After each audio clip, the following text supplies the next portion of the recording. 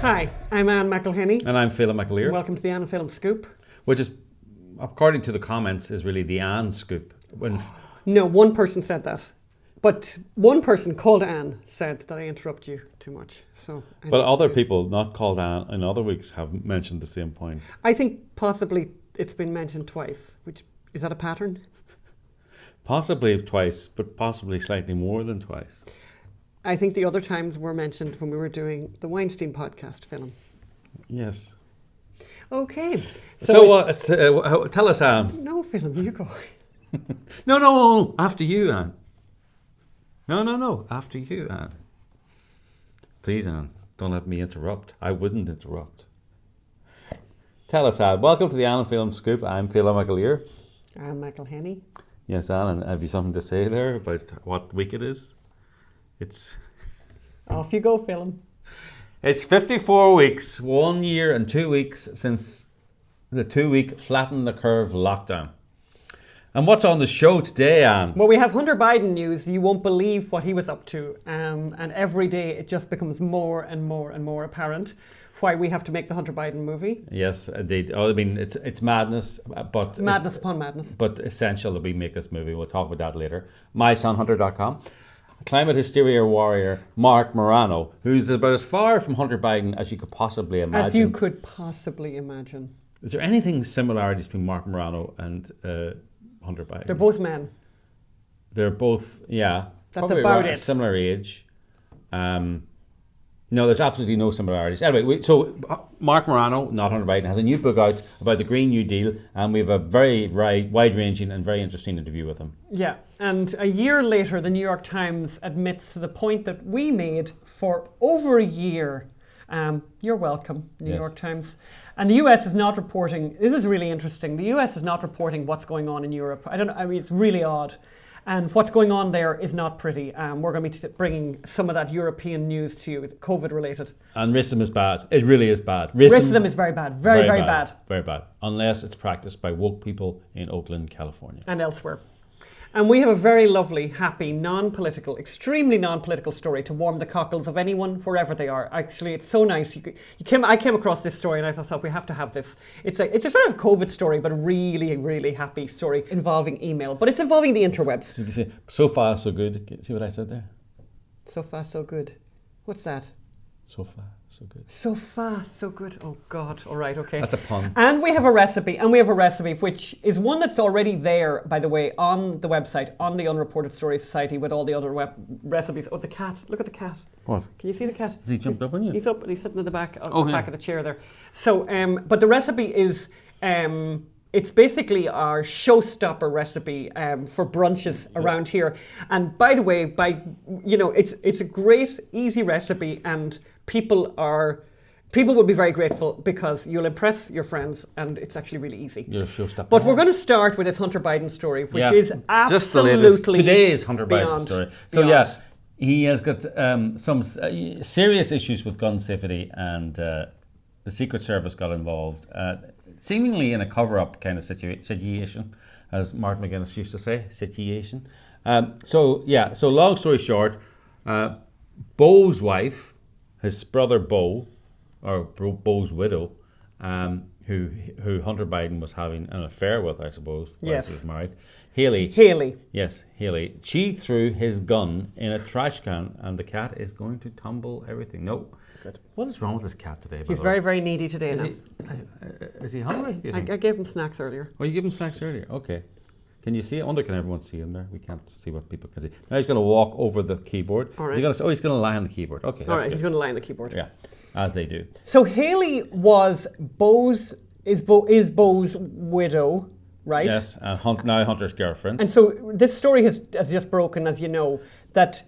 She threw his gun in the trash can, and she searched it. Well, she searched his pickup because she was suspicious of something. She found his .38 revolver. This all happened in Wilmington, Delaware, right? Yes, and she took the gun to Jansen's Market. Now, Jansen's Market. Yes, and you can imagine in Wilmington, Delaware, it's a really nice store. It's kind of Gelson's, or I mean, you all have those. I'm sure everyone has those stores in their cities. If you live in a city, you know, the basically where you feel like you're at concierge shopping, right? You're the only person there, and it's one-on-one. and everything's it makes Whole Foods look like Dollar General, you know.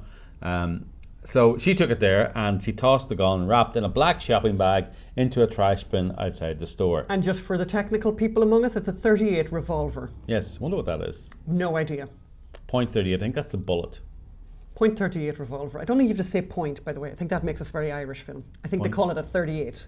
When you get very cool, you start saying it's a .38. I got my .38. He got the .38. So Haley threw the .38 into the dumpster at the upmarket grocery store. Yes, and then she told her husband what not her husband. Her boyfriend. What they had done, and Hunter said, "This is a problem. This is a problem because you're not allowed to. There's an actual offence called, not looking after your gun and not keeping your gun in a safe place. Like when you have your gun in your house, you're supposed to keep it in a safe, actually, in a gun safe. And in many states, that's the law, which is a really silly law, by the way, I have to say, because if somebody's coming in your door, you don't want to remember the combination of your gun safe. But perhaps gun people would disagree with me in that. Don't forget to put it in the comments if you do. So they went then to retrieve the aforesaid gun, and it turns out it was gone. So then they phoned the police. The FBI got involved because they're involved with guns, and everyone got very excited. Enter the Secret Service. At this moment, Hunter Biden was not under Secret Service protection, but this is Delaware, one of the most corrupt states in the Union. And suddenly the Secret Service arrive at the gun store where he bought the gun and asked the gun owner for the records of the gun purchase. Now, the gun owner, fair play to him, said, Okay, that was the cat. Okay. Sorry. If you're watching this on YouTube, you may have noticed that is not an earthquake. No, that was the cat. That was the cat. Who's being really difficult. I'll have to get him snacks in a minute. Keep going. Phil. Yeah, so where was I, Mr. Top Cat, before you interrupted? Yes. So he went to the gun store. The Secret Service, and the gun owner said, look, I'm regulated by the Alcohol, Tobacco, ATF, and firearms. I'm not giving any paperwork to any Secret Service agents. Good for him. Is, by the way, I'm not sure I'd be as courageous as him because, Secret Service want paperwork, you give them paperwork. He believes that they were trying to, in case the gun turned up in a crime, that they wanted to cover up where the gun actually came from. Who wants to cover the Secret Service. That's what his belief was. That they wanted to take the paperwork so that the gun could not be traced back to him and then traced back to Hunter Biden. This is the whole problem with this gun gone missing, and it's not clear whether it was loaded or not, is that it could be used in a crime, and it's very serious, a missing gun. So then of course this was reported in Politico last week. Actually, funny enough, it was reported in The Blaze a few months ago, a lot of these details, but the media was in cover-up mode at the time. Was very incurious about the story. And now they've released also some of his text messages to his therapist about it. And and it's all there. Hunter admits to it. And the FBI, the Secret Service, and she said, Haley said she was scared he might harm himself. This is why she did it. But the actual key point here is that Hunter Biden lied on his application for a gun. Yeah, on the transaction form that you fill in order to buy a gun, right? 4473. You had the 4473, of course. Yeah, Is that in relation to the 38 or the .22? So on this form, you are asked a very specific question. Correct, Philip? Yes. Are you a drug addict? Basically, are you a drug addict? Are you an alcoholic? And again, we're making the movie My Son Hunter, where you can donate to mysonhunter.com, not to make fun of his drug addictions, not to make fun of his alcoholism, but to show that there's no way this guy should be employed to run the trash collection at Jansen's Market, never mind the Burisma oil and gas company. So on the form, he basically denied that he was a drug user, that he had a drug addiction issue, and then to kind of compound this story, to make this, and we'll make our conclusions in a moment, but to make it even worse, this story, through the whole, I think the discovery of the laptop and all of that, also they've discovered these text messages between Hunter Biden and his therapist at this time, at the time of this missing missing 38, right? And here's what he wrote himself to his therapist. She stole the gun out of my truck. This is talking about Haley, the widow. of his brother. She stole the gun out of my truck box and threw it... Truck lockbox. My truck lockbox and threw in a garbage can full to the top at Jensen's. Then told me it was my problem to deal with. Then when the police, the FBI, the Secret Service came on the scene, she said she took it from me because she was scared I would harm myself due to my drug and alcohol problem and our volatile relationship, that she was afraid for the kids. So, I mean, I think it's pretty clear to me, certainly, that at the time that this all happened, at the time that he had possession of this gun, he did actually have a drug and alcohol problem that he did not admit to in this form.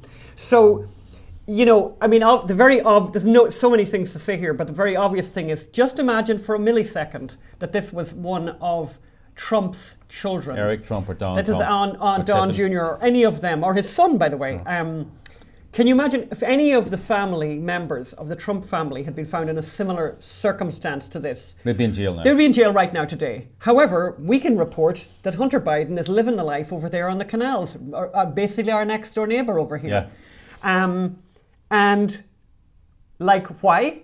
And how is this allowed to happen? Yeah, and why is everyone not talking about it? People have been writing to us on the comments section of YouTube and in the comments section of the podcast on the Apple network, and they've been saying, you know, Hunter Biden, you know, you need to make sure he goes to jail. You need to do that. And look, there's no chance Hunter Biden's going to prison, right? Democrats don't go to prison. You know, you can, like, under the Mueller report, an FBI agent rewrote an email to justify an illegal search of somebody's property and emails and to spy on the Trump campaign. He got probation. Democrats don't get prosecuted. Democrats don't go to jail. Top Cat really is interested. Top Cat wants to say something about Hunter Biden, does he? He's poking me there. Poking at you. So listen, we cannot bank on the justice system. It has failed us. The Bidens have been getting away with this for decades. Biden is not going to get arrested. This is why we must make the film. So that we need to get this message to millions and millions of people, the truth to millions and millions of people. But that's why we're making it My Son Hunter. I mean, I want to tell people, you've been great, you've been wonderful. We're now almost at $500,000 in 2 weeks. We're actually slightly below target where we need to be to make this movie. So please give what you can. Go to mysonhunter.com. It's going to be fun. We're going to film this in Serbia. We've got some great actors lined up to play the characters. We have a great script coming. It's going to be wonderful. It's going to be the truth. Millions are going to see it. Millions are going to be shocked because the media, don't forget, this is a media cover-up, media suppression, big tech suppression, big Hollywood suppression. Help us stop the cover-up. Go to mysonhunter.com. I just want to mention one more slight thing about this. I mean, we're going through this whole gun control debate. This is a massive gun control debate, very much dominated by Democrats who basically want to take guns away. It is, I believe, appropriate to call this ironic, Phelim, that in the midst of this amazing amount of talk about gun control, how dangerous guns are and all of that, that this extraordinary incident happened, that there was a gun on the loose, that the guy who had, that Hunter Biden had, that first of all, that the gun went on the loose, I suppose, in itself. Yes. But then after that, to discover that this man who has a serious drug and alcohol problem had lied on these very, very serious forms. It's a felony, by the way, for any of the rest of us. It's a felony for what he did. But there he is, living the life in a $25,000 home. Yeah. That's why we're making this film. Yeah, because this is not going to get exposed by the mainstream media, and it's not going to get exposed even by the security or by the FBI or the Secret Service. No, or the justice system. And I just want to make clear to people, when Anne was saying about the word ironically, I used to have a news editor who banned all reporters from using the word ironically because it was used so wrongly so often. But actually, you correctly used the word. Ironically does not mean surprisingly. It does not mean amazingly. It means it's ironic, and this is ironic that Democrats are ranting on about gun control while the president's son is so lapsed with a gun and signed a form illegally for a gun. So what have we got next on the show? So right now we're going to go actually to our interview that we just did a few minutes ago with Marc Morano. Really great interview about his new book. Let's go there now. So we're joined now by our good friend Marc Morano and colleague in arms. Marc has had a long history of doing the right thing. You probably know him best for being the publisher of climatedepot.com. He's also the author of the best-selling 2018 book, The Politically Incorrect Guide to Climate Change. He's the scourge of meanies, of hypocrites, and scientific illiterates everywhere. And his new book, Green Fraud: Why the Green Deal is Even Worse Than You Think, is out now, and that's why we're talking to him. We don't need any excuse to talk to him, but so that's why we're talking about. So, Mark, welcome to the show. Thank you, Ann and Phelim. Thank you so much. I'm happy to be here. Great to be back on your program. Yeah, can I just say something? Mark Stein, who's a friend of ours, has these cups. Which is climate related, and it's got Mark Stein, free speech versus the hockey stick. But he's got. I think. What do you think, Mark? You're intelligent. Isn't the writing on the wrong side of the cup? When you lift it like this on. Right, you find it better for marketing purposes. Yeah. Maybe it's a left-handed cup, Phelim. Is it a left-handed cup? Yeah, of course. Well, I mean, but I didn't ask for a left. Anyway. No. So for people who are listening to this on the YouTube platform or on the podcast platform, if you go to the YouTube, you'll see exactly what I mean. And we need to call out wrongdoing wherever it is. Even if it's Mark Stein. Yeah. So anyway, go ahead. Mark Stein wrote the foreword to my book. It's a hilarious foreword. So I hope you enjoy it. Yes, it is actually. It is one of the. It's a very funny part of the book. Yes, and it's funny actually you mentioned that, because over the weekend we were reading.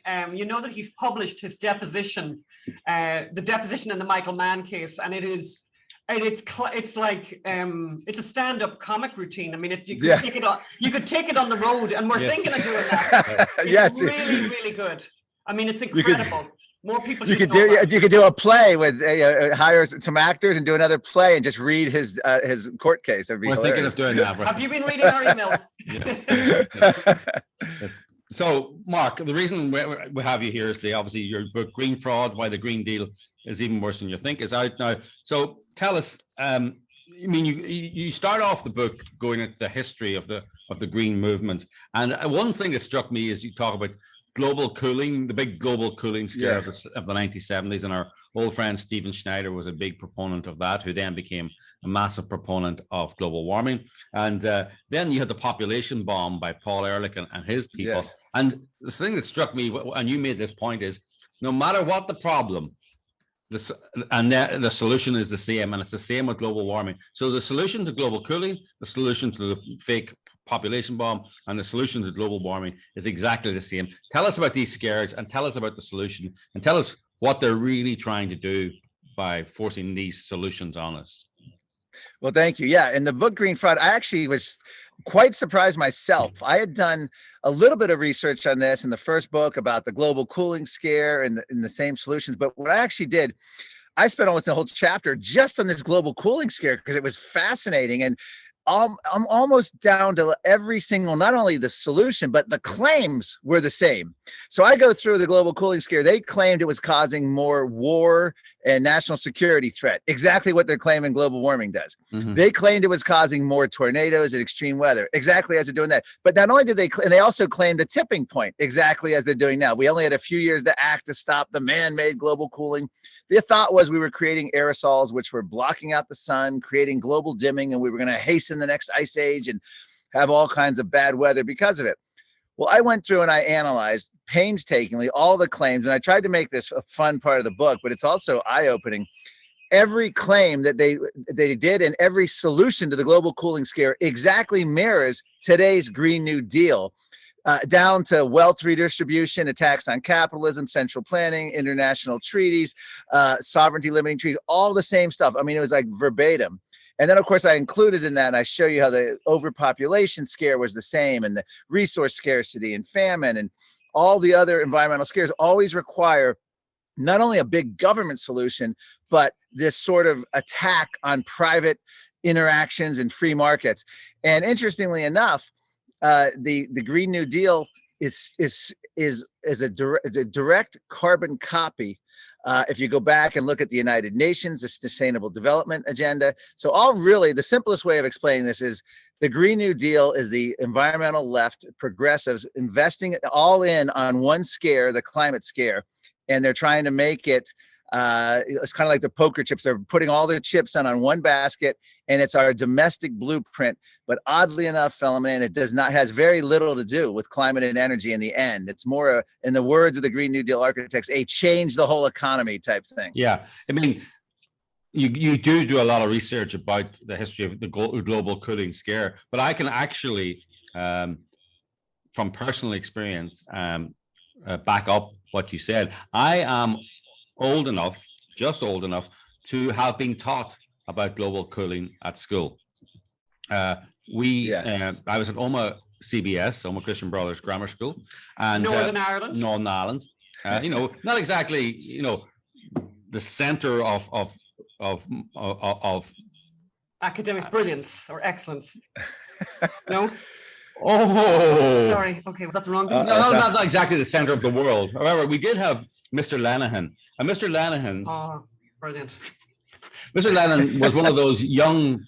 I think he'd just come out of teacher training college. Did he wear a cardigan? No, he had a green suit and a beard. Well, Mr. Gillespie and Bundoran wore a cardigan. Yeah, but he was old school. No, he was just out of college. If he had the patches on the elbow, that meant he had intellectual force. Intellectual. That was Mr. Gillespie. No, Mr. Lennon, he was very enthusiastic, and obviously he was up to date. What I'm saying is, he was just out of college, and he was teaching geography, and he was, up to date. Very cool. And I got the impression he was got home and reading papers and bringing them in latest ideas. And I remember him doing this graph on the blackboard. Was here's the history of the world temperature, and now we're going, and he went down, and he goes, we're going down, and scientists don't know if we're going down and then we're going to go up, or if we're going down, right? And that was the most progressive thinking at the time. That was the latest scientific thinking in 1979, 1980, and that we were taught it. And I remember it well. And within a few years, suddenly we were all going to be fried to death. So if people are thinking that you're exaggerating the global cooling, the way global cooling was the scientific consensus at the time, it wasn't. It was seen. Go ahead. It was. I point out, like, the CIA reports, different scientific reports, scientists from NASA. President Nixon was actually warned by scientists about the global cooling and how government action was needed. I mean, this was the consensus. Now, in about late 70s, you could see where some of the people were starting to try to shift, or it was becoming less of an issue. And then global warming itself didn't actually emerge in any real way until like 82, 84, even early 80s, they were still concerned about global cooling. Yeah. But by 84, 85, Al Gore's holding hearings. And then, of course, by 1988, it's a whole game changer. The UN forms the climate change panel. And then it's all off to the races, where no dissent is allowed on any other issue except climate. And it's the gravest issue facing mankind. In fact, I opened the book showing my testimony against the former UN chief, which was one of the highlights of my career, sitting next to him at a congressional hearing. He was forced to sit here and listen as I went through the whole history of the UN process. They started as an organization that had to look at CO2, see if it's driving a crisis. If they failed to find it was driving a crisis, they failed to have a reason to exist, failed to have a reason to go to Bali and Cancun and all these conferences. And they also failed, in Copenhagen, and they also failed to have a reason to be in charge of the solution. So it's amazing, though, but you can just learn so much by looking not only at global cooling, but at the overpopulation scare. Same modus operandi. And by the way, same modus operandi with COVID, and I include that, the COVID climate connection. Neil Ferguson is a classic example of the climate debate. Come up with a very scary predictions and then urge draconian measures like lockdowns or we're all going to die. And this time the world governments jumped fast, outdid each other to see who could follow it. But it's the same thing. And I go through a whole series of things. How this was, in Jane Fonda's word, COVID was God's gift to the left. That's right. And they're now using that gift, so to speak, to learn about how to fight the climate battle better. And they are learning. Yeah, I want to talk about COVID later, but I want to talk first about the Green New Deal and what, because COVID is just another part of this. But what is the Green New Deal? What is it going to solve, and what does it recommend? Okay. Well, this is essentially a domestic United States blueprint coming from the progressive left. Remember, Biden was never a big climate activist to begin with. He would, he paid lip service. He may or may not vote the right way. It wasn't any big deal to him. However, given his age and given his having to appease the Democratic Party base, he allowed his whole climate environment platform to be written by AOC, Bernie, Sunrise Movement, all the climate radicals. And Biden is now no longer in charge of this. So it's essentially what the Green New Deal is It's a domestic blueprint to basically have a complete inventory of every aspect of your life in America, everything from your home thermostat to your appliances, to your diet, to your vehicle, calls to abolish private car ownership and replace it with roving fleet of rental electric cars. It's going after your diet, abolish meat eating. They're promoting these vegetable-based fake meat burgers and also insect eating. You have everyone from the United Nations, the Hollywood celebrities, the climate activists, all pushing insect eating for protein to replace meat. And then you're going after our freedom of movement, our transportation, and they're going after our energy bills, energy production. They're trying to ban energy that works, mandate energy that doesn't. So they're going to raise energy costs, which is going to harm poor, seniors, anyone on fixed income, higher percentage of income going to energy. But all of it that's all pales in comparison to how they've included environmental justice, alleged white supremacy, free college education, free healthcare. Let's tear down all buildings, rebuild them. Let's end airline travel, which was in the talking point. So it is truly a change the whole economy thing. And it's really, again, I bring up the COVID lockdowns only in the sense as the blueprint. All these people I'm telling you about praised the COVID lockdown. So to get a taste of what the Green New Deal end goal is, look at life in America the last year. You can't leave your house. You're under curfew, only essential reasons. We now have climate activists saying you can only fly in a climate emergency when it's morally justifiable. Well, that's the first step. And then also all the other same things, scientists who dissent on COVID are deplatformed, defunded, uninvited to scientific conferences. I show where the same thing happened in the climate debate. It is amazing. But the Green New Deal is a Trojan horse for the progressive wish list. Very little to do with climate and energy. It's a change all of society type thing, socialist utopian vision that they're trying to impose. No time to debate, 10 years or less. We have to fight this. They could never get this on its own merit. So they're trying to ram it in under the guise of a climate emergency. Yeah, agree with everything obviously that you've said. And actually we're going to be talking later in our podcast today about about COVID and about the way that COVID has been reported and how the media are in love with negativity. And in fact, did such a terrible job of not even telling what was going on in terms of the numbers, because they just they skewed everything in terms of telling a negative story. It's actually really interesting. Even the New York Times acknowledging that. My question to you, Mark, is please show us some good news here. Where is there any light in the tunnel here? Because all I can see is academia having sold out completely because the money is so attractive for this green stuff. Academia selling out. Obviously, they have Hollywood in their pocket.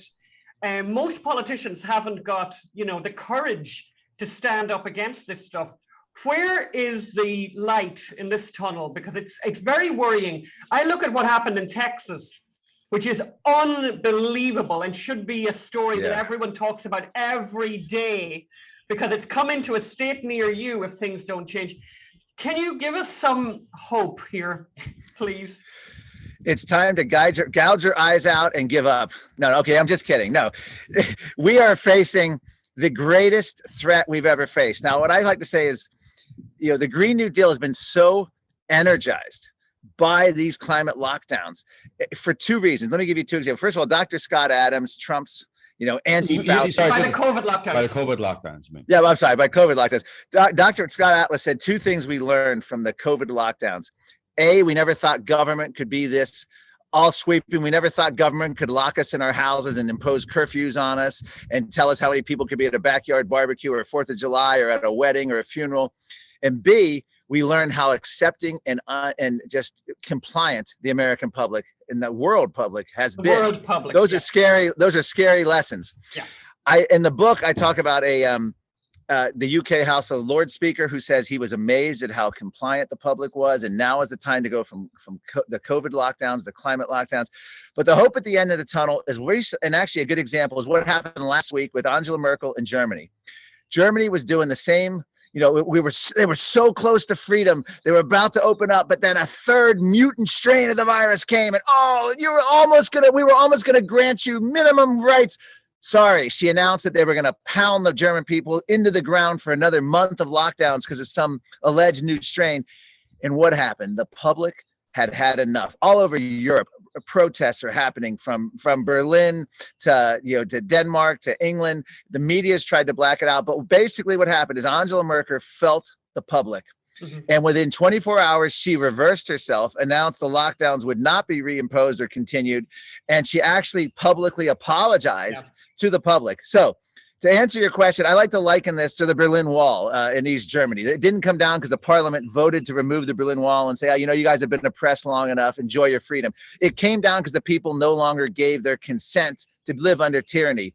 And I think that's sort of what's going to happen in California if you guys can get this recall, and that's going to scare Governor Newsom. However, his replacement will probably be only slightly less bad than him, given that you're in California. But it's still an improvement. It's still, that's the way forward. It has to be mass protest, mass resistance, no longer giving your consent to tyranny.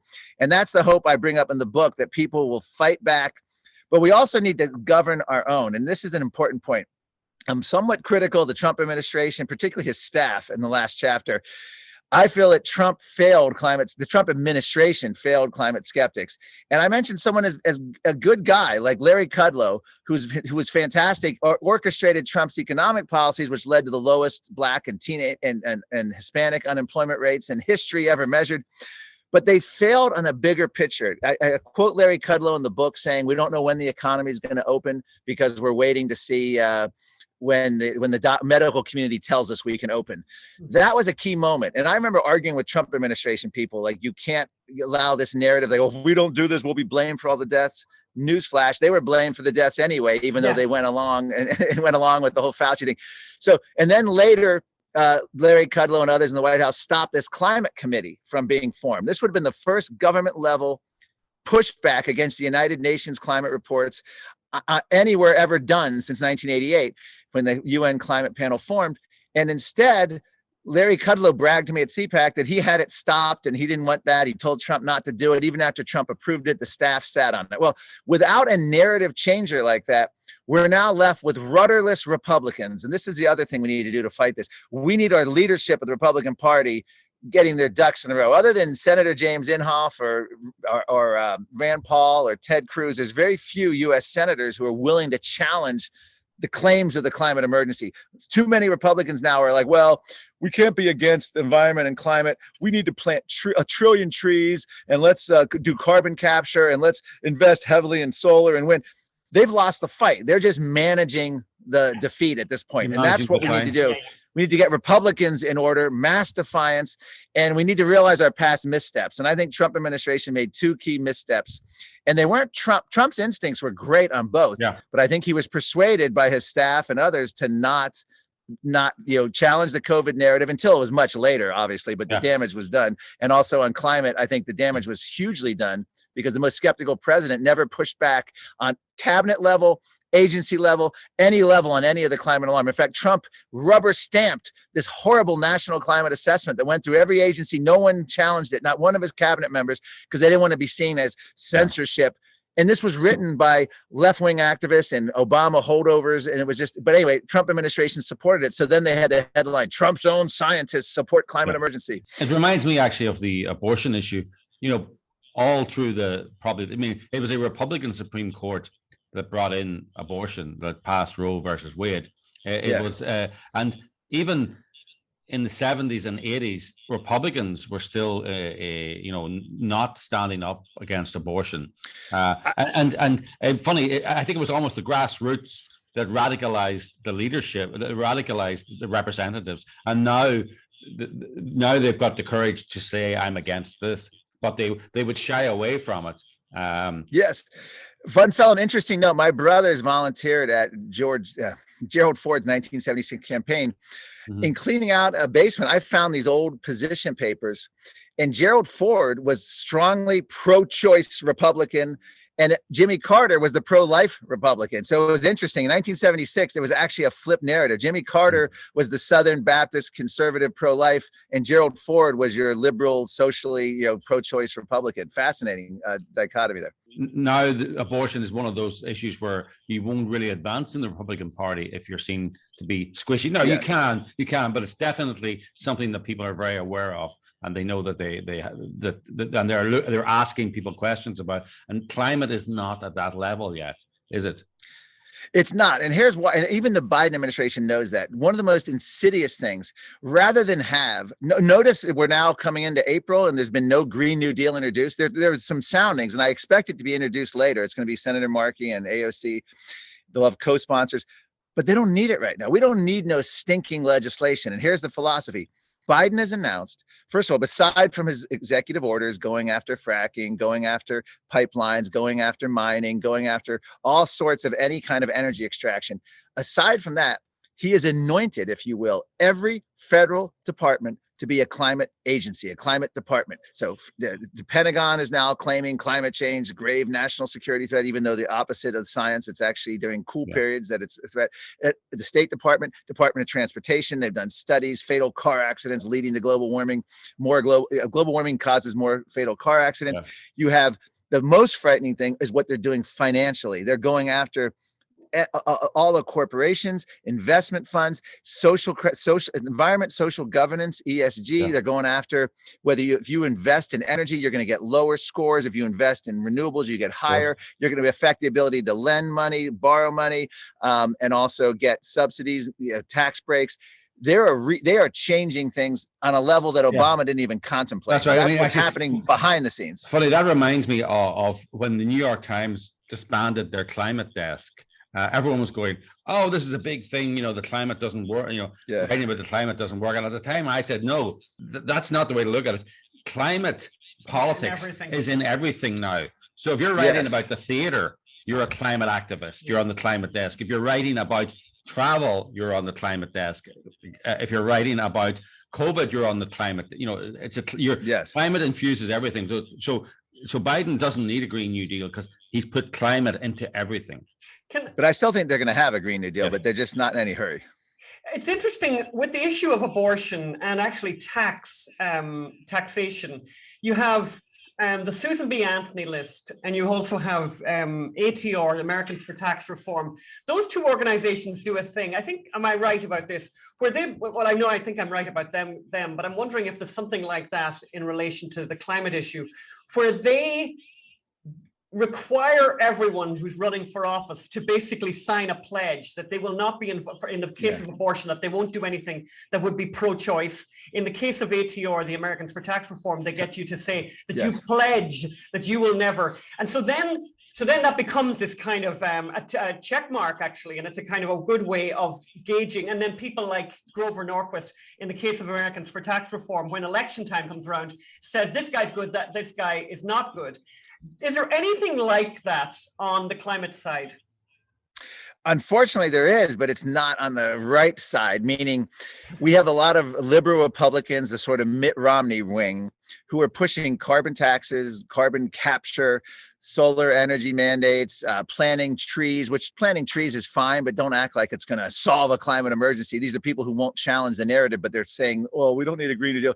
So they're calling themselves free market environmentalists, they claim, but they're supporting massive spending and all this virtue signaling and ultimately a carbon tax, which is, you never give the government a new power to tax and then think that it's going to just stay, well, then we'll rebate money. No, once you give them that authority, the income tax started at 0.5% on just the wealthy.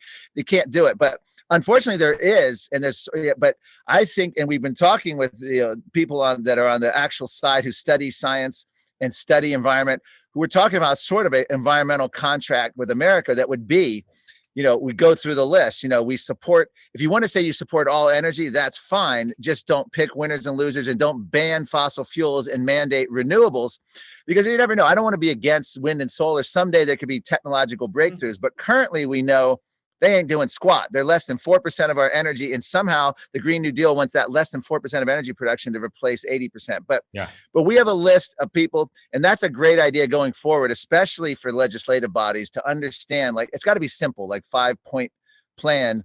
We don't face a climate emergency. There's no 97% consensus. Wind and fossil fuels have been 80+% of our energy in 2021, and they were 80+% of our energy in 1950. And I show that in the book. You can go back 100 years. There's no change in fossil fuel energy. So the Green New Deal is hinging on less than 4% of energy, magically making us zero emissions. By the next 10 or 15 years, it's just a fantasy. I think that the recent Texas debacle showed the issue with over dependence on wind and solar. I mean, the problem with wind and solar is that in the bad weather, not only can you not ramp them up, but they very often stop working, right? You can ramp up natural gas production. You can ramp up coal production. I'm not sure about nuclear, but I'm sure you can possibly ramp it up as well. So therefore, increasing your dependence on wind and solar is not just bad economically or bad for all sorts of, it's dangerous in an actual climate emergency. Well, yes, and you bring up the good point. I make the argument that if we actually faced a climate emergency, just concede that argument, the last thing you'd want to do is a centrally planned, government-heavy regulatory scheme like the Green New Deal. You'd want to do the exact opposite. You would want to unleash free markets, free minds, technology, innovation. In fact, you'd want to follow the Trump energy policy, because what happened under President Trump, we led the world in carbon dioxide reductions. And at the same time, we led the world, blew away all our European signatures, all the people wagging their finger at the US for pulling out of UN Paris. If you cared about CO2 emissions, which I don't, but if you did, you would find that under President Trump, we became the world's largest oil and gas producer. We became, for the first time since Harry S. Truman was president, and the S stands for nothing, it's just an initial, but since 1952, we became more energy exports than imports. We literally became not only energy independent, but energy dominant. First thing Biden's doing is dismantling that, and they're trying to do it under the guise of national security. Well, what's a worse national security? We don't need to go to the Middle East now to fight wars for oil. We don't need to care about Iraq's oil. We can produce it domestically. Our exports we're exporting our energy. But essentially what we're going to trade the Green New Deal in, not only for higher energy costs, not only for economic ruin, not only for central planning, but for more wars over energy and for Chinese dominance of rare earth minerals to make the electric car batteries, solar, wind panels. And they're going to be Chinese companies operating in Africa with atrocious human rights and environmental records. We're outsourcing pollution. You talked about these free market environmentalists, these Romney Republicans. Look, if you are a genuine free market environmentalist, the one you want to emulate America. I mean, it's showing the more free markets you bring to a society, the cleaner that society gets. Yes. Eastern Europe is cleaned up now because of the free market. Under communism, it was a cesspit is often a much overused word. In fact, I thought you were going to use the other one that Trump used. Yeah, won't use the bleep holes. But I mean, if only it was bleep, if only it was that S word. This is everything in the cesspit. This is magnesium, uranium, everything. They just threw everything into the water. They didn't care. The state didn't care. Well, but China doesn't care today, and we see that with the kind of pollution that they're producing. So if you care, and India is cleaning up because it's becoming wealthier, more prosperous, and becoming a free market economy. And if you care about cleaning up your environment, you must promote free market policies, not statist policies. Yeah, in fact, in the book, I actually go through, first of all, a carbon tax. The studies that have been done on it show you that all it does is offshore emissions, and emissions go up, period. In other words, what it does is discourages your own, wherever there's a carbon tax or a version of the Green New Deal or any kind of heavy climate regulations, so-called, all it means is your domestic energy production will be suppressed. And if you're talking Canada, the United States, or Europe that has high environmental standards in democracies, all it means is China, India, Middle East, Venezuela, all these other countries are going to end up doing your emissions for you. So you can look like, hey, we're actually cutting our increase of emissions. Meanwhile, global emissions, if you actually cared, would it be going up? And you're exactly right about, the markets, and if you care about the environment, you want prosperity and you want free markets. And they use the pushback, by the way, Philemon, and East Germany or Eastern Europe. They always say, well, socialism wasn't done correctly there. It's like, well, where was it? Was it done correctly in Venezuela? No, it wasn't done correctly there. Vietnam. Well, where is it done correctly? I have the answer in my book where socialism's done correctly. I'm the only book that I quote Walter Williams, my old college professor from George Mason University. He says it best. Capitalism pales in comparison to socialism for one reason. Capitalism is a real economic system on the earth, whereas this is a vision of socialism is a utopia that doesn't exist anywhere it's ever been tried. And therefore a utopian vision is always going to beat capitalism, warts and all, any day of the week. And that's how they win all these arguments, because socialism sounds great, but they can't give you an example of where it's been tried correctly. Yes. No, we're joined here by Top Cat. I'm not sure if you can see I don't know if you can see the cat, but he's all over. He's very interested. Oh, okay. I think he got particularly excited by the conversation between utopianism and capitalism. You know, we're very intelligent cats. He wants to always interrupt on that. So, well, thank you very much for where can people get your book then? That's very important. Where do people get? Well, my book currently is available on Amazon, but Daily Kos and another website have actually come out, and they're now lobbying Amazon to pull and cancel my book. And by the way, Amazon has canceled some other books recently that didn't meet woke standards. Their argument is, and it's an interesting argument, Amazon recently declared itself to be a climate champion. As such, how dare Amazon sell books by climate deniers, in their words. And so they're going after them. I was in a Facebook video with the Heritage Foundation about 3 years ago, and it got 10 million plus hits. UK Guardian, other environmentalists lobbied Mark Zuckerberg to say, how can you allow a climate denier video to have this kind of access? And it was shortly after that, also coincident with Trump's election, that Facebook started all their, it got much more aggressive, all the social media. But that is what is what's happening, is they're trying to ban the book, but otherwise it's still available on Amazon. It is Barnes & Noble, Walmart. It's at Climate Depot. You can get it at CFACT. Mark Stein has offered to sign any book you order from his website, Mark Stein Online. In fact, I've just ordered the book from Mark Stein to get to Mark Stein. Oh, great. So go to Stein Online, order it through there. And Mark Stein will sign it. He's written, as you say, a very witty foreword. He's a great climate warrior as well, climate warrior for the truth. And as are you. And I would also urge people to go, if you ever have a question about global warming and all of that and climate hysteria, you can go to climatedepot.com. It's a great repository and a great resource. And you can also search the archives in Climate Depot for anything that you need to know about the climate wars and about what Mark's been doing. And it's a great, massively valuable resource. So thank you for providing that. And the book is called Green Fraud, Why the Green New Deal is Even Worse Than You Think. And I tried to make it fun. I go through everything from child indoctrination to the COVID climate to how identity politics has invaded the climate debate, how Europe is much further advanced and how their experiment with the Green New Deal is not going well. So we got it all in there, including climate change being added to death certificates. I mean, it's a fun book. I really try with a lot of little breakout boxes. So this is not wonkish reading. Funny, I want to bring you back another day, because I actually want to have a whole program that we devote to how this Green New Deal stuff is being pushed on children in every part of the school system. And I don't want to have it as one question here.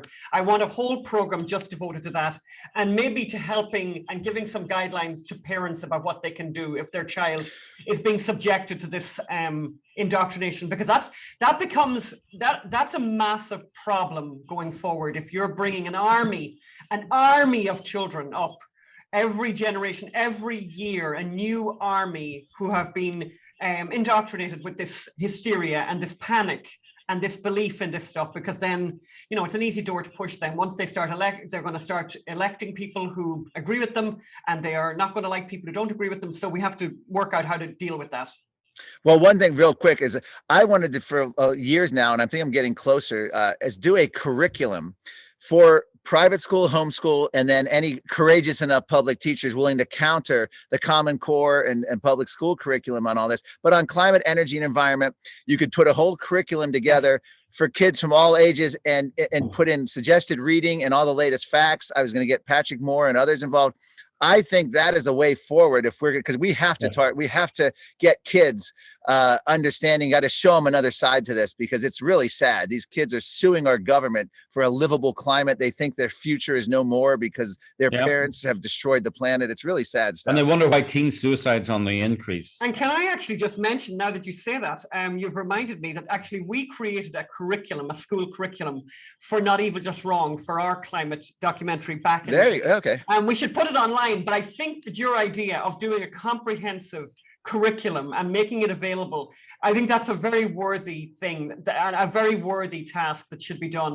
I think you should really push ahead with that, because I think that's imagine if people had the resources, as you say, now and after COVID, by the way, the number of children who will remain homeschooled, I think will have grown enormously, particularly based on parents who suddenly discovered what nonsense is being taught in schools. That's right. I wonder what Mr. Lenihan thinks now. Lenihan?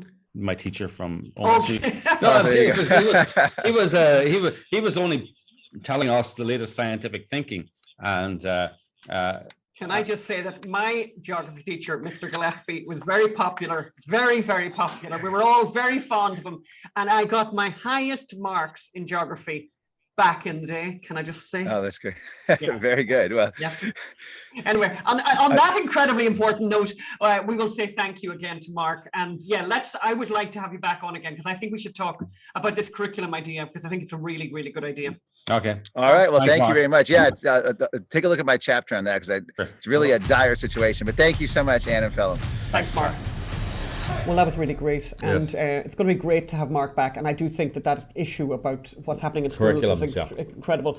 So, as I said there earlier in the interview with Marc Morano, there's this incredible story that the New York Times have admitted to. It's just bizarre. Well, it's in a little newsletter, It's right? in this newsletter I get, so I get these newsletters from them, and I saw this one this week, and I thought I have to ask Phelim about this. Phelim is a veteran journalist, worked for the Financial Times, the Economist, the Sunday Times, the UK Sunday Times, and the Irish News during the war, during what they called the Troubles. And I just thought, I want you to analyse this. So Okay. I'm going to read some of this to you, and you stop me every time, because you should interrupt me, Phelim, because that'll be maybe some kind of way of me paying reparations for all my interrupting of you. Are we in favour of reparations now? No, never. And by the way, just, allowing someone to interrupt is not the same as interrupting someone. Just saying. Okay. Good morning. The US media is offering a different picture of COVID-19 from science journals or the international media. So a study finds. This is a newsletter by David Lenhart, right? Yeah, this is from Denard. So, is bad news the only kind? So, a professor of economics at Dartmouth College has noticed something. So, this guy's name is Bruce Sacerdote. Noticed something last year about the COVID-19 television coverage that he was watching on CNN and PBS. It always seemed negative, regardless of what he was seeing in the data or hearing from scientists he knew. So, first of all, I want to say the reason I'm doing this story is because we talked about this for a full year in our podcast, in our COVID daily podcast, basically, where we were reading all these awful headlines and the truth was just completely the opposite. And anything good was not being reported. Yes. And in fact, not much worse than that. When the metric that they were using to say how bad things were, when that metric improved, they changed the metric. Yeah. They change. So it's that thing where you'll notice they move from talking, watch out if you're living somewhere where they've moved from talking about deaths To cases. And always watch out for when they talk about deaths and use it as a full number rather than as deaths per million. The reason they do that is because they want it to sound worse. Yes. So anyone who gives you gross numbers, they're irrelevant. Well, gross numbers are irrelevant, completely irrelevant.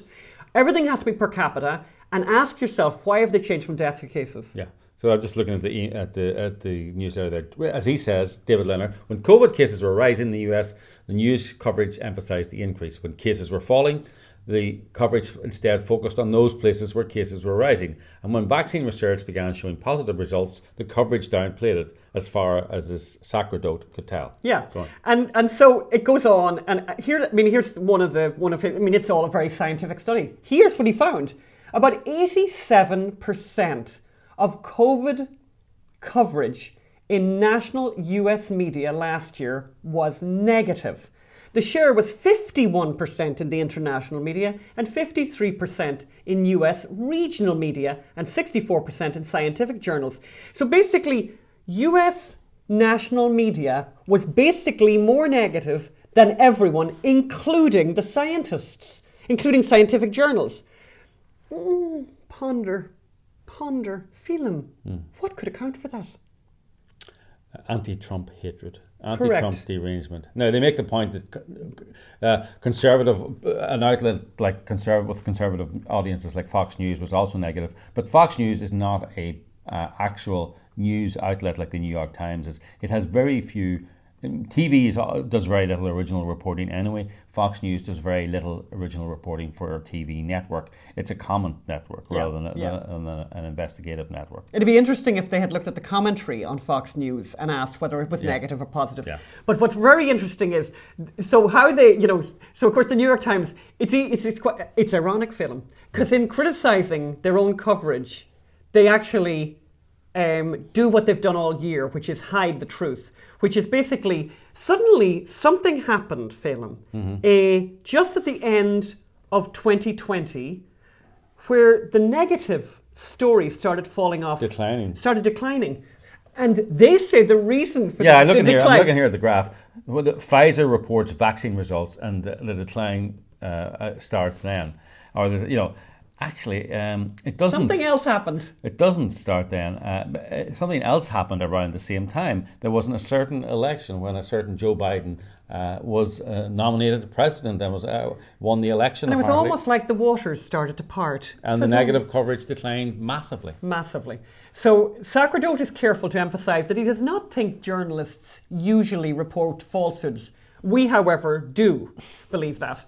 The issue is which facts they emphasise. Still, the new study, which the National Bureau of Economic Research has published as a working paper titled "Why is all COVID-19 News Bad?" calls for some self-reflection from those of us in the media. And I have something to say about that. If we're constantly telling a negative story, we're not giving our audience the most accurate portrait of reality. This is from the article. This is David Leonard saying this. We are shading it. We're doing a good job telling you why COVID cases are rising in some places and how the vaccines are imperfect, but not such a good job explaining why cases are falling elsewhere. But David Leonard has not come to any conclusion why they would be doing this. And the answer is because they wanted to blame Trump for things that did not exist. They wanted to make it as negative as possible so that Trump would lose the election. Yeah, and then, as Ranjil Sengan, another co-author, told me, the media is painting a picture that is a little bit different from what the scientists are saying. But I mean, he says this should be a moment for self-reflection. And here's a little self-reflection. Let's ask this question of the New York Times. Why is it that all of their coverage of climate change is negative? Yeah. Because surely, and I'm just going to concede, I'm going to say, there's climate change, because of course there's climate change. There's climate changes all the time. Why, for example, if it were true that the climate was warming, wouldn't that be good news in some parts of the globe? Wouldn't that be good news? But instead of that, the only thing they focus on is the negative. So even as they're doing this little bit of navel gazing and self-reflection, they're not doing any they're not doing any self-reflection.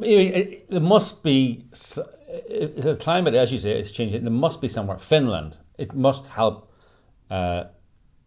the world of Finland or Sweden or Denmark, or now that rains a lot in Netherlands, or Germany or Russia, Siberia. Ireland could do with a bit of warming. Ireland could do with a bit of warming and less rain. But his conclusion, one of the conclusions they have here is that human beings, particularly consumers of major media, like negativity in their stories. We think the major media are responding to consumer demand. But I have a question, Phelim.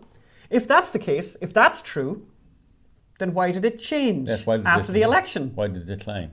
Yeah. Because that's not true. I know, but journalists I know care much more about other factors, like doing work that has an impact. Is that actually the job of a journalist? This is David Leonard saying this. This is all part of the newsletter. No, yeah, but some of those quotes are from the academics. This is a quote from David Leonard, who's writing for the New York Times. So he says, I'll just read that again. We care about it, obviously, but most journalists I know care much more about other factors, like doing work that has an impact. That is the worst thing a journalist can care about. Yes, I was thinking that, right? What is the job of the journalist, Phelim? Tell the truth.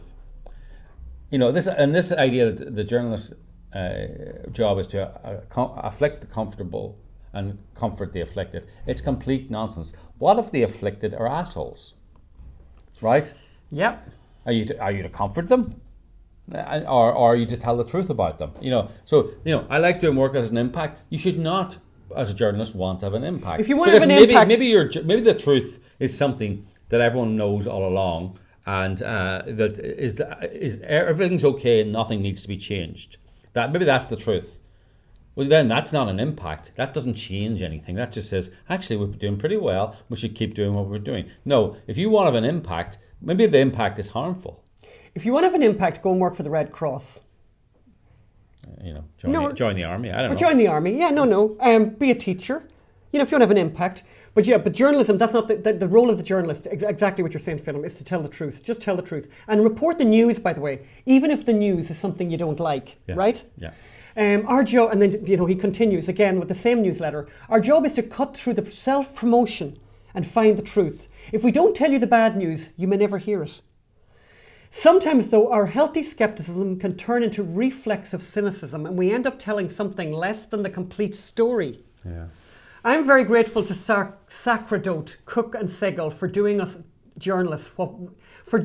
to us journalists what we normally do to others, holding up a mirror to our work and giving us a chance to do better. Do you know what? Rubbish. I call complete BS on that. Nothing is going to change at the New York Times. What they did here with the reporting of COVID is disgraceful. Yeah. And it's happening, it's continuing to happen, by the way, where exactly what I said about last week, where I talked about the difference of what's happening in Florida. Why are the whole world's media not focused on Florida? Why are the world's scientists not focused on Florida, saying Florida's basically open all the time, people aren't dying to the same extent as they're dying in places that are closed? Explain, discuss. Wouldn't you think you'd be interested in that? And almost as soon as I'd said that last week, this article dropped from the American Institute for Economic Research. Really good piece, which is, why is everyone in Texas not dying? So this guy writes, and it's I can't read his name there, Phil. So Jeffrey Tucker. Jeffrey Tucker. Can you just take that over there, Phil, for a minute? Yeah, he says, I'm sitting in a bar in Texas surrounded by maskless people. So basically, Texas has been open almost as long as Florida, not quite, but it's really, really open. And everyone was going to die in Florida. We knew that. But cases and deaths, as he says, cases and deaths attributed to COVID, like everywhere else, are falling dramatically. So basically he opening up Texas has not led to mass deaths and mass cases. So more than 2 weeks ago, the governor of Texas completely reversed his devastating lockdown policy. Yes. So Texas isn't like, just to clarify there, so Texas is not like Florida.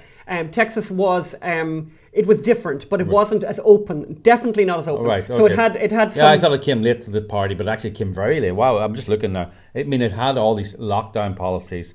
I didn't know that. There you go. This explains why Texas, by the way, had 22% of its electricity coming from wind and solar. If Texas was pushing devastating lockdown policies, then of course they were pushing devastating solar and wind policies. So basically, as I said, the governor then reversed that, and everyone then said, and this is so funny from this article, I just love this, and you can all look at this, you can all look it up, and we'll put the link up on the show notes. But what was really interesting was this guy Tucker, he's gone and done a huge trawl through people's predictions, because when the governor said, I'm opening everything, we're just going to open up, as I said, it's more than 2 weeks ago now, I think it's 17 or 18 days ago now. Yeah. All these very knowledgeable people said everyone's going to die. Everyone's going to die. Our Governor Gavin Newsom said opening Texas was absolutely reckless. Vanity Fair, I love what a Vanity Fair said. They went totally over the top with their headline. Republican governors celebrate COVID anniversary with bold plan to kill another 500,000 Americans. Yeah, and then Dr. Fauci's just inexplicable why you want to pull back now. Beto O'Rourke, big mistake, hard to escape the conclusion that it's also a cult of death. Cult of death. Sacrificing the lives of our fellow Texans for political gain. And I love, though, Bill Kristol. You can really rely on Bill Kristol, though. Bill Kristol, apparently he's a conservative, but anyway, pundit Bill Kristol said, Governor Abbott is going to be responsible for more avoidable COVID hospitalization and deaths than all the undocumented immigrants coming across the Texas border put together. Virus guru Michael Osterholm told CNN, we are walking into the mouth of the monster. We simply are. And President Joe Biden, said that it reflected Neanderthal thinking. And see, the CDC's Rochelle Walensky didn't mince words. Please hear me clearly, she said. At this level of cases, with variant spreading, we stand to completely lose the hard-earned ground we've gained. I am really worried about reports that more states are rolling back, etc., etc., etc. So then Tucker goes and looks at the data. And I think that's what people are, most news organizations, Tucker, who wrote this article, looks at the actual deaths. What's happened since they decided to open up Texas? And actually, the answer is, and that's the cat that wants out, Philip. You let the cat out, and I'll continue talking about this. I put the cat away because the cat was all over disturbing the place. things. And now he's crying because he wants out, because he's not used to being imprisoned during the day. So the new deaths in Texas basically are falling off the cliff. Basically, very few people, it's basically declining. So as everything opened up, the numbers are declining. The number of cases are also declining.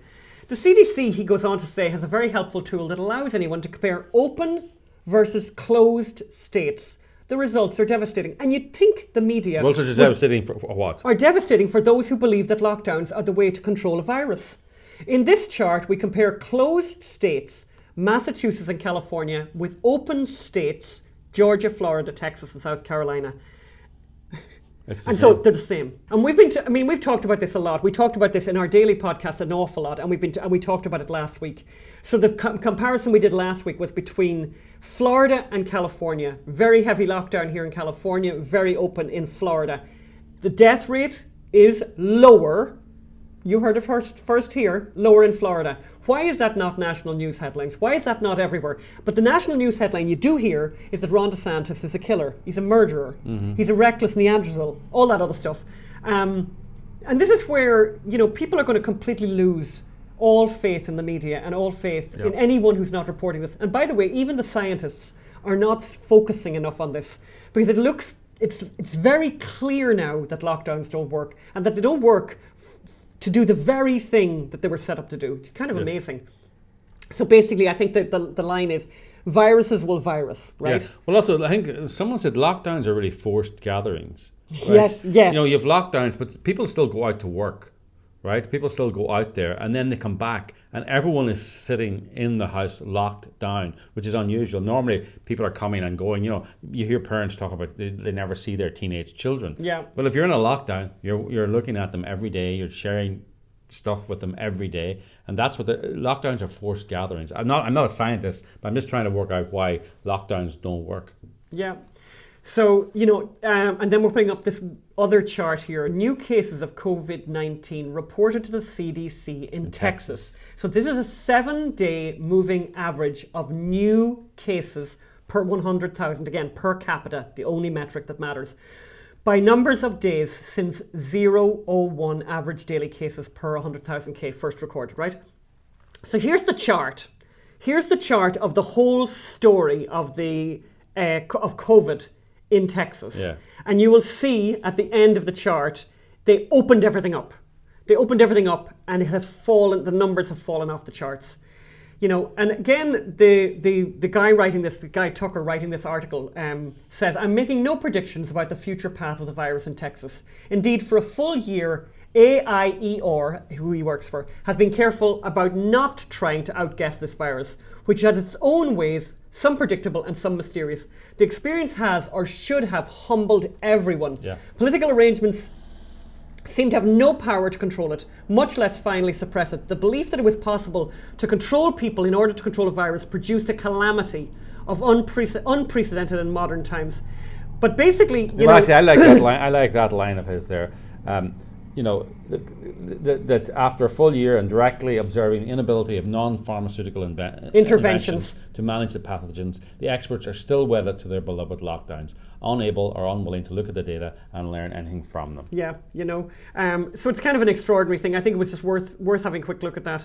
But the New York Times are going to teach us a thing or two, about journalism. I'd love if anyone, if there was any learning out of this, but I doubt it. I think they're just going to as he double says down. This is an amazing testament to the stubbornness of elite opinions and its bias against freedom. But that is something that the elites have. Is they have a remarkable stubbornness to their own, and a remarkable self-belief in their own correctness. That they just will not change. Even as he says at the end, they might echo the words of Groucho Marx, who are you going to believe, me or your own eyes? Yeah, so basically, and it's not like we don't have the evidence now, because we have all the information from the CDC. You can compare places, as we just did there. Yeah. Compare places that had a hard lockdown to places that didn't, and there's no difference. And in fact, in the two that we looked at last week, the numbers of deaths were less where they didn't have the lockdown. Kind of incredible that everyone's not talking about that. So the mainstream media, as you say, is not reporting because there's nobody more parochial than an elite journalist from an American publication. They're not reporting from around the world. Lucky because it's pretty mad out there. Tell us about it. It's really mad out there. And I just think there's a reason maybe why they're not reporting on this. So we'll give you some of the headlines that are appearing across the world that are completely mad. So, I mean, we're very lucky in California. I think we're kind of lucky here. The lockdown has eased. There's some forms of it still, but the weather's nice and we get out a lot and we break. I don't even know what the rules are here anymore, but we break them anyway. But here's the Irish Times. Let's look at this headline here. Gardaí, and the word Gardaí means police, means like the cops. So police set checkpoints near church as priest says mass in breach of COVID rules. So the mass ban is sectarianism and anti-Catholic. The church, Father Hughes of Mullahorn says. So just need to explain to people, in Ireland, you cannot travel more than 3 miles. 3 miles, 5 kilometres, without a valid excuse. And going to Mass, going to worship on Sunday is not a valid excuse. Well, that's one thing, and also you can't meet in groups of more than sort of 6 or whatever. No, actually, you're not allowed to you're not allowed to have any visitors in your house. You're not allowed to have any visitors in your house, so why would you be allowed to go into a massive, huge, cavernous church? But you can go to the supermarket. That's right. No bother. And you can go to the off-licence. Garda checkpoints, again, police checkpoints were erected close to Our Lady of Lourdes Church in Mullahorn in County Cavan on Sunday as parish priest Father P.J. Hughes said mass in defiance of the COVID regulations. Yeah, so I love the quotes though from the people. Here's one of the people who was prevented from going, a local man. The police attacked me and accused me of spreading the virus, he claimed. A policeman told me that I was putting the lives of elderly people at risk. It's a sad day that the 3 police cars are circling around this church. Have they nothing else to do? God help us. No, they don't. So that's what the man wrote. It's our fate that brings us here. And they told me that I wasn't reading the statistics and didn't know what was going on. I told them I did not accept the negative message being poured out by the news. It's not fair. Yeah. And then in the world of crazy headlines, we have the UK, Anne. Don't forget the UK, a Conservative government. Oh my God, yeah. Yes. And a decisive majority in that Conservative government. Foreign holidays will be illegal from Monday in the United Kingdom, and you could be fined £5,000 if you attempt to leave the country Without reasonable excuse. I mean, that's an extraordinary and an awful bloody headline. And this one, by the way, this is from the Guardian. Pub COVID checks would not be permanent, says Oliver Dowden. Yeah. So basically, that you would have to go to the pub in the UK, that you would need a vaccine passport. And of course, they say it's not going to be permanent. What do you say to that, Phelim? Yes, there's nothing more permanent than a temporary government plan in an emergency. It becomes permanent because the emergency never goes away because the media will only report bad news. Yeah. Anyway, racism. Let's talk about a little bit of racism in the city of Oakland. This I don't want to spend too much time on this because it's so mad. Right? This is crazy California. Crazy California. The city of Oakland is going to give families earning less than $59,000 a year a $500 check every month, and they can spend it however they want on drugs, the whole thing, whatever they want, or on children's education, whatever. Or spinach. God help kids. Better off spending on drugs. Stop. But there's one thing: low-income families that are white are excluded from the program. You heard it here first. Yeah, so I mean, I don't even know how to. Because here's my question: if you want to get that $500 check, presumably you have to truck up and explain somehow, or give some kind of evidence of the fact that you're impoverished. So there's some metric. They're using some metric to discover whether or not you're poor or not. Yeah. So surely, if you are poor and happen to be white, I mean, maybe it's a true thing that a lot of people that are disadvantaged are black in Oakland. However, is it possible? Is it even possible that there is one white family there? They're going to be excluded. My point is that they've got all these metrics for measuring your income, but how do they measure your whiteness? Oh, that's a good question, Phil. I mean, what if you're Elizabeth Warren, right, and you have 1,024 part Cherokee? Right? Does that allow you to get them? I mean, is it 1/8, 1/10, 100th? Can you self-identify? Can you be like Sean King or Rachel Dolezal? Can you self-identify as black?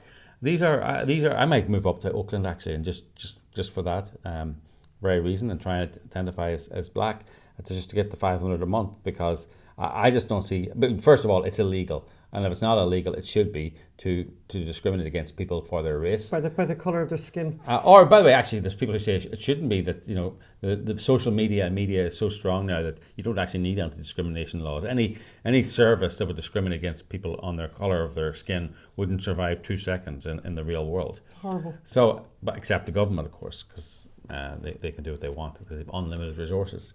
They just keep taking it of us. So tell us a nice story now. Everyone needs a nice story after that, because it's such an awful, awful story. So we have this lovely story that I came across by accident in the Wall Street Journal, just so nice. And the headline is, "They just wanted their couches. An accidental reply all email storm followed." So basically, people were buying couches, right, sofas, from a company, and the CEO of the company was having difficulties getting the couches out because of COVID, because of everything that was going on. So he sent an email out to all the customers to tell them, look, your couch, the sofa is delayed. The sofa is delayed. You know, sorry about that. 204 other customers. To 204 customers, he said, you know, look, there's a delay. But instead of BCCing them, he CC'd them. So they all got each other's email addresses, and they all realised first of all, I suppose, that they realised there was a lot of people getting the same email. But then, but people were really, so the first thing that happened was somebody wrote into the chain and said, this is unacceptable, this is terrible, and you CC'd us and all our emails are now public or whatever, really, really angry or whatever. But quite quickly after that, another person wrote into the email chain and said, you know, don't be like that, you know, don't be like that. But one guy who's in the email chain decides to start recording the responses to this circle, right? It was pretty immediate. I was like, this guy says, Dr. DeMars said, I didn't have any plans for the evening. So this is what happens when people are stuck inside during COVID. So I figured, well, I might as well follow this and see where it goes. So, you know, some people wrote and said they wanted to be refunded for their shipping, and then out of nowhere, someone named Zoe mentioned that she was single and looking for a Jewish man. That's when things got really interesting, Dr. DeMars said. This is from the Wall Street Journal again. The accidental CC, a staple of office email culture for decades, you know, typically sends up, you know, people get really, really angry. So in this case, something kind of amazing started to happen. People started to write in, and people started to get concerned about Zoe and maybe trying to find somebody for Zoe. So people then started to offer to set Zoe up on dates. One member of the email chain wondered if the group could manage to get Zoe engaged before their couches arrived. A few group members began taking screenshots of the emails to document the freewheeling exchange, which the Wall Street Journal says they've reviewed. But I thought one of the really funny things as well was one of these customers of this company, the company is called ABC, by the way, one of the customers wrote and said, was Zoe looking for someone Reform, Orthodox, or Reconstructionist, the three different types of Jews, which I just thought was really funny, you know. But other people started getting involved, you know, and thinking, could they find somebody for Zoe? By the way, end of this article is very cool. Zoe has 2 dates that are set up by members of the ABC community, of these people in the email chain, the couch community. And she makes the point, though, like, just to say, you know, don't have people think that I'm sad or whatever. You know, she said these are just very strange times, and obviously strange times take strange measures. Yes. But people wrote about other stuff too. People wrote about their cat that had died, and the cat had loved the couch that they had bought from the same company before, and that they were hoping to get a new couch that would somehow help them with their grief at the loss of the cat. Spanky the cat. Spanky the cat. He had destroyed 2 couches and a love seat from the same store, and they actually wanted to get another one just to kind of help them with the grief of the loss of their cat. I just think, anyway, it's really lovely. Were there any other stories there that we should mention, Phil? I think that was basically it, but I just thought it was so nice. Well, they're talking about putting their beer on their couch and all that, and coasters and... But the swatches, because they got swatches from the company, and they were suggesting that you would use the swatches from the company as a coaster. Yeah. Anyway, they all got involved in this massive conversation, which I think, and the plan is that they're all going to meet at Zoe's wedding, if Zoe meets somebody finally. But I thought that was just a really lovely story. Yeah. And it's nice to have a nice story. But we're going to finish today with the recipe. And the recipe is for frittata, which I know we've talked about before, but I think we never filmed making a frittata before. Why is a frittata called a frittata? Because everything is fried. And I think frittata means fried in some foreign language. And what is the difference between a frittata and a quiche? I think very little, actually. but somebody can... Quiche is a pastry. A quiche has a pastry bottom, yeah, that's the big thing, obviously.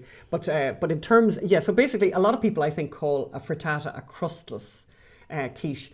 But basically, everything gets fried. And for this one that we're making today, always start out by frying bacon. That's what happens in this house. And then after you finish cooking the bacon and you take the bacon off, and loads of bacon. You see, we use an awful lot of bacon. Take that bacon off and use that bacon grease to cook. And for this particular one, we're using onions. And you can see we're putting the onions in here. And then look in the fridge, see what else you've got.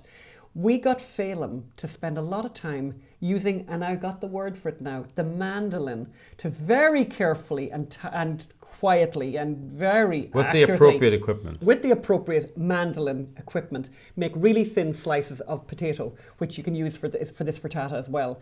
And then they got fried. You'll see them being fried in a shallow fried, basically, with quite a bit of oil. And they're going on. I did them at the same time as I was doing the onions. And see the frying of the onions, fry the onions down until they're really nice and caramelized and really, really sweet. And as I said, look into the fridge and see what you got in there. I found some peas that we had from the night before. I threw those peas in there. I cut up some little tomatoes, threw them in there. And then you get your eggs. We have 12 eggs. You see the 12 eggs? I can live without tomatoes in frittatas. Phelim does not like tomatoes at all in frittata. And it doesn't matter because I loved tomatoes and we're always going to have... Oh, Magda agrees. Oh, God, Magda agrees. Okay. Oh, dear. Magda's just admitted to something. No, I'm not saying we're a democracy where the majority mob rules, but... Well, I'm not sure what will happen with this because you know what Magda doesn't like as well? What? She doesn't like onions and you don't like mushrooms. So this is becoming a very thin... Like is the wrong word. I'm allergic to mushrooms. It's different. Magda has preferences. No, Magda has an allergy to onions too. She does. A little, a little bit. A little bit. But I have a massive bit. Whatever it is that you're not allergic to, throw that in and fry it off, but don't overcrowd the pan. Even though, as you can see, I probably did overcrowd that pan. Don't try to not overcrowd the pan, but fry everything off. Take everything, as it's fried, as it's cooked, pull it off. Then to the side, we're just going to combine, you can see, 12 eggs with creme fraiche.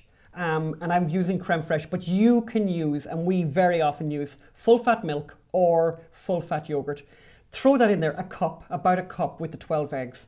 And then a lot of Gruyere. I used about, I don't know, look at the recipe. I've got the measurements there. So I just cut them into cubes. And the advantage of that is that you get these little pools of gooiness that are absolutely yummy. And I do use Gruyere, but you can use any hard cheese and any soft cheese. Literally any cheese that you like. And actually goat's cheese is really nice. And I use quite a bit. I see the cubes of that, about a cupful. Throw that in as well into the egg mix and the creme fraiche mix. Pepper and salt in there, and also pepper and salt, by the way, on all of the things that you're frying. Keep on seasoning everything. And then a big bunch of chopped up parsley, lots of parsley. And pepper and salt, and also red pepper flakes. We put in quite a few red pepper flakes. You don't have to if you don't like it hot. Mix that all together, give that a big whisk. And then once everything has been fried, put all the fried things back together again. You see what we do with our bacon, by the way? Phelim meticulously cuts off all of the bacon fat, and just leaves it with just my big objection to bits. American bacon, too much fat. Lot of fat on American bacon. And by the way, one time we didn't cut the bacon up meticulously, and a 3-year-old that we know and love very well complained. That's right. Said this is very chewy. That's right. Said it was very chewy. And in fact, it was almost like Phelim had asked him to say that, because this is one of Phelim's things that Phelim says. You need to cut all the fat out. Otherwise it's very chewy. I mean, I think that 3-year-old had like 45 words, but one of them turned out to be chewy. It's a bit chewy. Oh no, it's a bit chewy. I was like, really, Eric? Okay, fair enough. Okay, so chop that in, throw that in, and then just when you pour the egg mixture on top of that on a low heat. Mix it around a bit so that everyone gets a bit of all the goodies. Put that in the oven for 20 minutes. Now, my oven is very accurate to 20 minutes for that. Every oven's different, but keep an eye on it. You don't want it overcooked.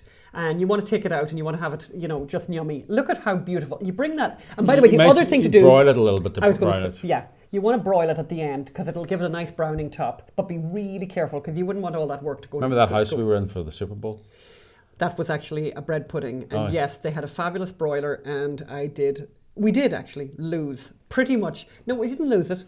But we kind of destroyed the bread pudding, but then we Yes. cut the top off because they had a very, very good broiler, which we don't have. Yeah. Anyway, when the frittata is done, I would bring it straight to the table. You see the way we're bringing it out to the table here, and it is a bit of a showstopper. And people think you're a genius, and I shouldn't have probably given that recipe away, because now if anyone comes to breakfast in our house, they're going to think, I could have made that. Yes. But there you go. That's it. That's the frittata recipe. And that is the end of the show today, is it? I'll Or say anything one else? more thing about the frittata recipe. Can I say one more thing about the frittata recipe? Obviously, that's a huge amount of food, and I make that every weekend, and we eat 2 or 3 slices of it. That particular frittata, I have to say, was very popular. Very We much ate demolished. about 2/3 of it. But basically, what you've got left of it, just put it, when it cools down, put it in the fridge, and then take slices out and put them into the microwave and heat them for about 1 minute. It'll be delightful and delicious. And that's it for today. Yes, well, apart from, don't forget to go to mysonhunter.com, give what you can to help make this movie happen. We're hoping to film in the summer. But we need all the help we can get. Yes. So mysonhunter.com. And what was the other thing I was going to say? Yes, comments. I saw some people did what I asked last week and went into the Apple on your Apple phone. Oh, thank and you. Yeah, we had I didn't several even comments. see them. Yeah, Oh, no, we had okay. several comments. Thank you so much. I read them all. We read them all. I'm going to send them over to Anne now. And next week we're going to read out some of those comments. So Yes. please put those comments in there. Go to your iPhone, go to the podcast app. You can listen to us there, and then please leave a comment. And get a child to help you to leave the comment if you can't find the place. And because, by the way, they make it really difficult. They do, interesting. They make it far too difficult. Yeah. So, okay, well, thank you very much, and we'll talk to you next week. Bye. Thank you. Bye.